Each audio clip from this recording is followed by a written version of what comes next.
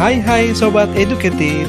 Sebelum kita melihat keindahan air terjun di Mountville, mari kita simak terlebih dahulu persiapan untuk bushwalking. Kita di shelternya Mountville National Park Visitor Centernya. Kalau naik gunung atau hiking, trekking di Tasmania, kalau bisa bawa jaket kayak gini nih, windproof, waterproof untuk segala macam musim. Mantap nih jaket ini. Terus peralatan lainnya ya, nih jangan lupa yang paling utama bawa sunblock, itu paling penting. Terus sarung tangan itu wajib. Terus ini wajib juga, itu kita harus punya supaya bisa melindungi bagian dingin tangan, telinga kita. Terus bawa spare sarung tangan just in case sarung tangan kita basah. Bawa spare kaos kaki juga, kaos kaki tebal itu wajib. Terus kita harus pakai thermal untuk di bagian paling dalam. Thermal kayak gini, jadi kayak gini. Jadi untuk menahan suhu badan kita supaya tetap panas di dalam. Jadi thermalnya bisa untuk yang topnya, terus ini untuk bottom celananya juga kayak gini. Terus yang paling penting jangan lupa bawa air minum, bawa makanan gitu. Oke. Terus tasnya juga. Terus jangan lupa bawa gator. Jadi kalau kita berjalan di semak-semak, kita bawa ini juga. Dan ini juga yang paling penting, first aid. Terus tasnya untuk ngangkat semuanya ya.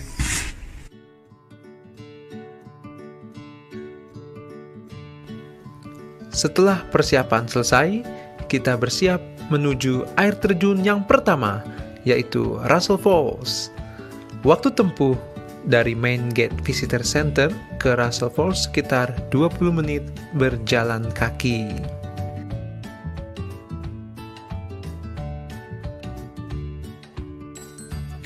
Suasana sejuk langsung kita rasakan begitu tiba di muka Russell Falls.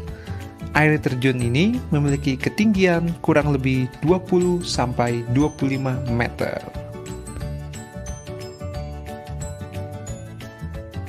Berikutnya, kita akan menuju ke Horseshoe Falls dengan waktu tempuh sekitar 15 menit. Dikelilingi pohon-pohon eukaliptus yang masih asri dan menjulang tinggi, Mountville National Park merupakan salah satu tujuan wisata alam yang sangat menarik untuk dikunjungi di Tasmania. Sesampainya di air terjun kedua, kita disuguhkan pemandangan berbeda dari air terjun yang pertama. Melihat air yang jernih yang mengalir dari air terjun Horseshoe Falls membuat kami tak kuasa melepas dahaga untuk sedikit mencicipi air jernih tersebut.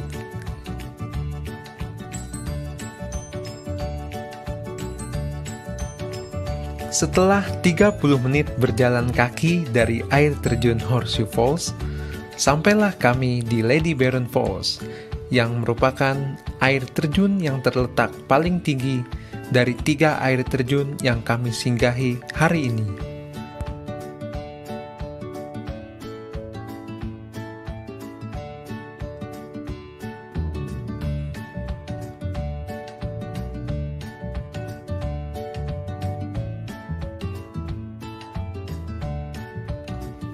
Di sela-sela perjalanan, kami juga melihat pohon purba yang menjulang tinggi hampir 100 meter dan sudah berusia kira-kira ratusan tahun.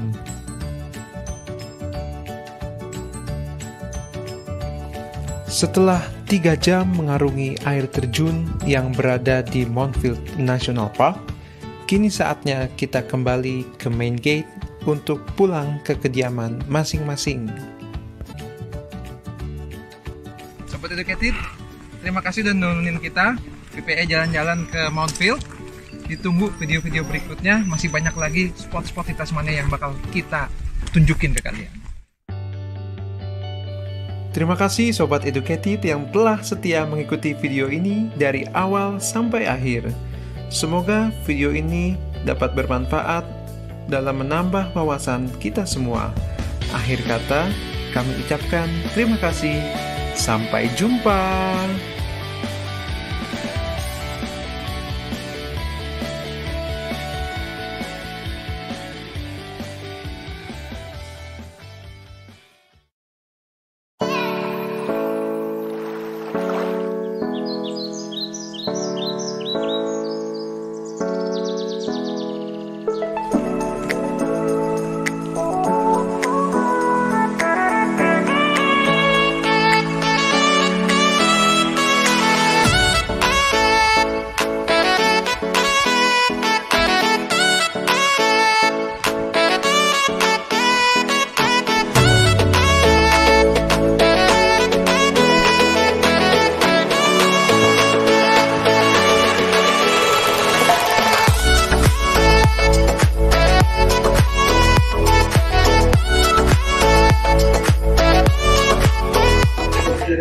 Halo Sobat Educated, kembali lagi sama kami di PPA Jalan-Jalan Channel.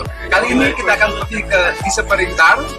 Itu adalah suatu watercourse yang hanya ada di musim dingin, yang ada di winter. Jadi saat summer itu menghilang. Nantikan keseruannya bersama kita. See you soon. Bye.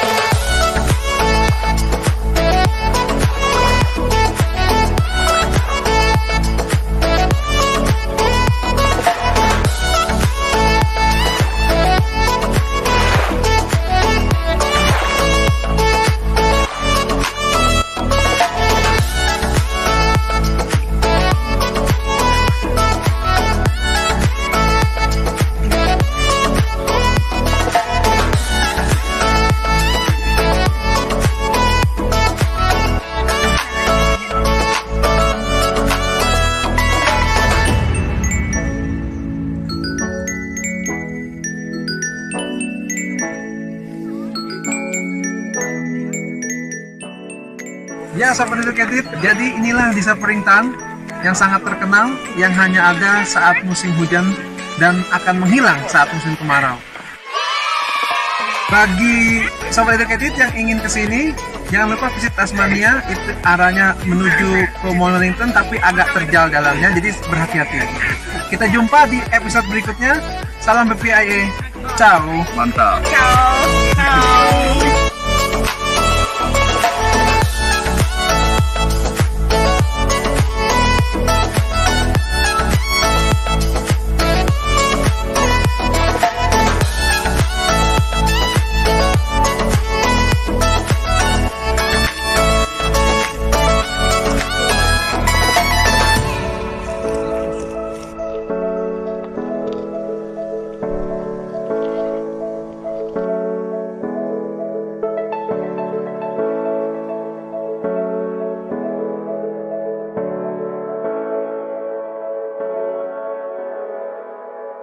Oke, hari ini saya mau jelasin tentang Hobart dan South of Tasmania ya.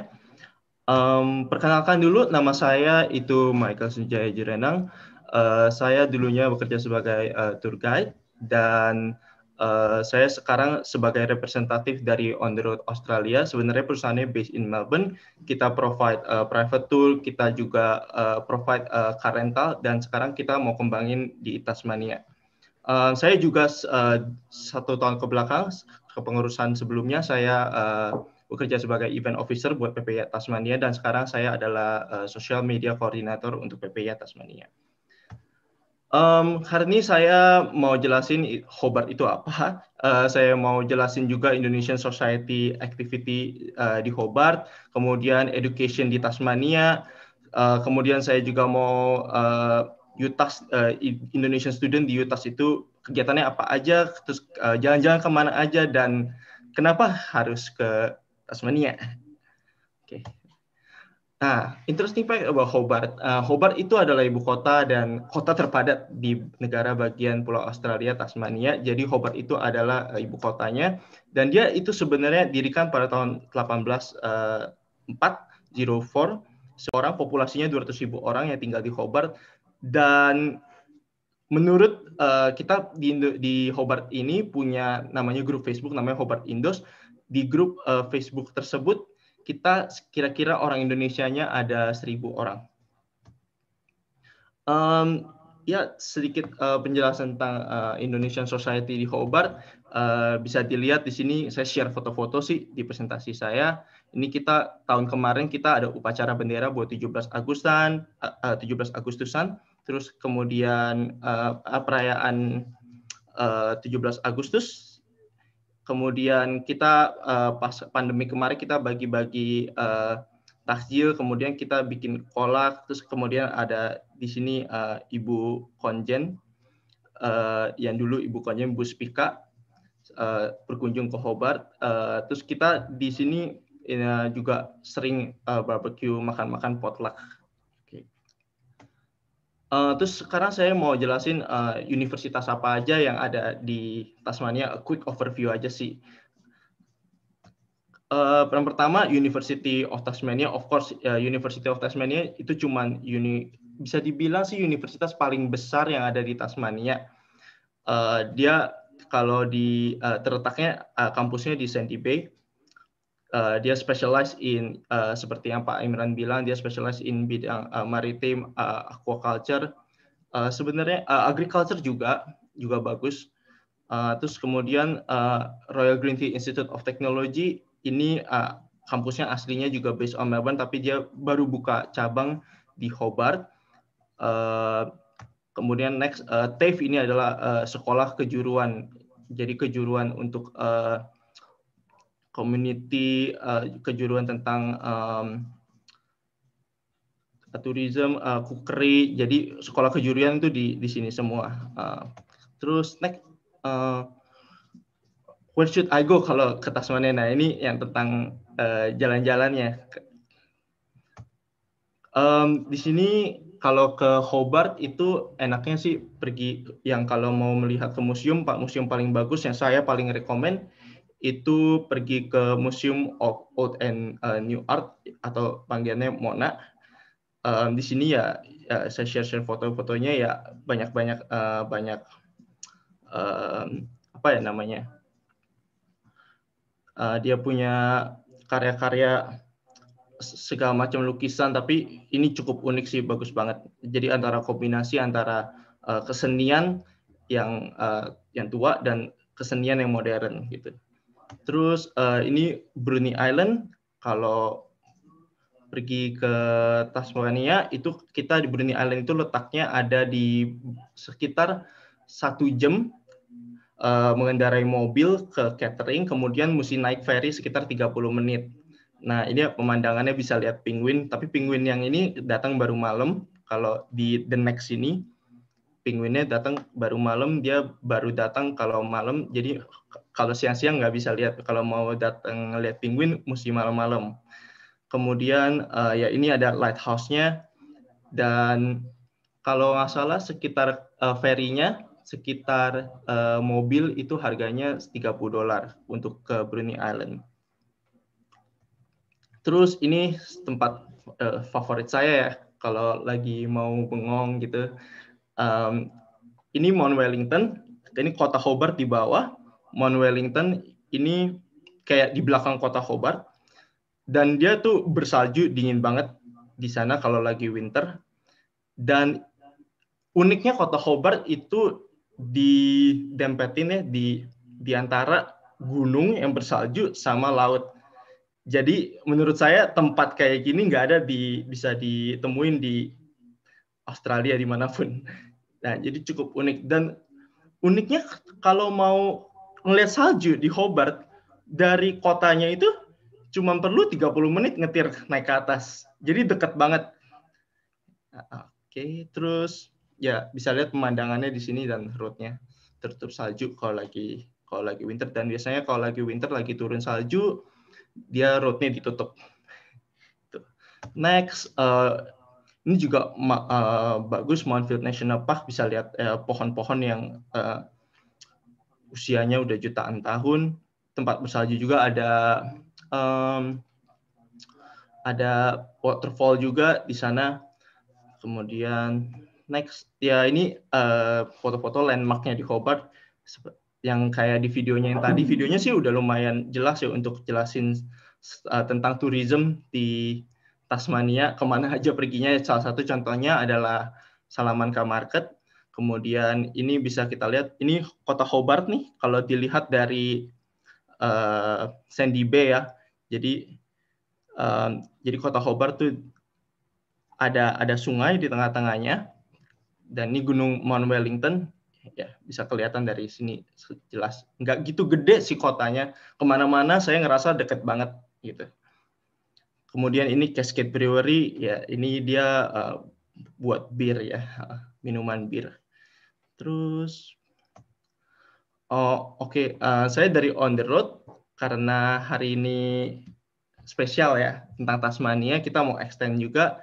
Kita mau kasih exposure kalau kita punya penawaran, kalau kita sekarang udah ada 2 fleet di Hobart. Ini mobilnya dua-duanya, yang satu Volkswagen Golf dan satu Kia Carnival, harganya $100 a day, unlimited kilometer, dan satu lagi $150 untuk Kia Carnivalnya. Untuk PPI Tasmania member itu bakal dapat 10% diskon karena kita partnership dengan PPI Tasmania. Jadi buruan join PPI Tasmania membership buat dapat diskon. And ini contact number-nya bisa di direct message ataupun WhatsApp saya. I think that's all. Thank you for listening to my presentation.